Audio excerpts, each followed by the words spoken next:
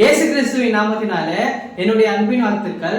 இந்த வீடியோ பார்க்குறவங்க எல்லாரையும் நான் வாழ்த்தி வரவேற்கிறேன். இன்றைக்கான தேவ வார்த்தைன்னு நீங்க கேட்டீங்கன்னாக்கா மத்தேயு 5ஆம் அதிகாரம் 7வது வசனத்துல இரக்கம் உள்ளவர்கள் பாக்கியவான்கள், அவர்கள் இரக்கம் பெறுவார்கள் வசனம் இருக்குங்க. பிரதர், இரக்கமா அப்படின்னு என்ன பிரதர் அப்படின்னு யோசிச்சுட்டு இருக்கீங்களா? ஏன்னா இரக்கம்னா நிறைய பேருக்கு என்னன்னு தெரியல. நான் சொல்றேன், தப்பா நினைச்சுக்காதீங்க. நம்ம எப்பேற்பட்ட காலகட்டத்தில் இருக்கிறோம் நீங்க கேட்டீங்கன்னாக்கா, யாராவது ஒருத்தர் தடுக்கி கீழே விழுந்தாலும் சரி, ஆக்சிடென்ட் ஆகி கீழே விழுந்தாலும் சரி, யாராவது உதவி பண்ண ஓடி போவாங்களான்னு கேட்டீங்கன்னாக்கா அதுதான் இல்ல. போட்டோ பிடிச்சி வீடியோ பிடிச்சி இன்ஸ்டாகிராம்லயும் பேஸ்புக்லயும் யூடியூப்லயும் போடுற கேங் தாங்க இப்ப நிறைய பேர் இருக்கிறாங்க. ஆனா நம்ம அந்த பிள்ளைகளுக்காகவும் அந்த வீடியோ போடுற பிள்ளைகளுக்காகவும் அதே போல அங்க தவறி விழுறாங்க பாத்தீங்களா, அவங்களுக்காகவும் நம்ம ஜபிக்கலாங்க. ஏன்னா இப்பேற்பட்ட காலகட்டத்துல நம்ம இருக்கிறோம்.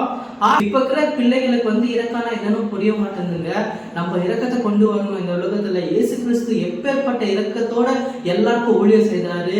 ஏன்னா சாப்பாடு இல்லைன்னா அந்த இடத்துல சாப்பாடு வர வச்சார் கர்த்தர். அதே போல குருடர்களுக்கு கண் பார்வையை கொடுத்தாரு.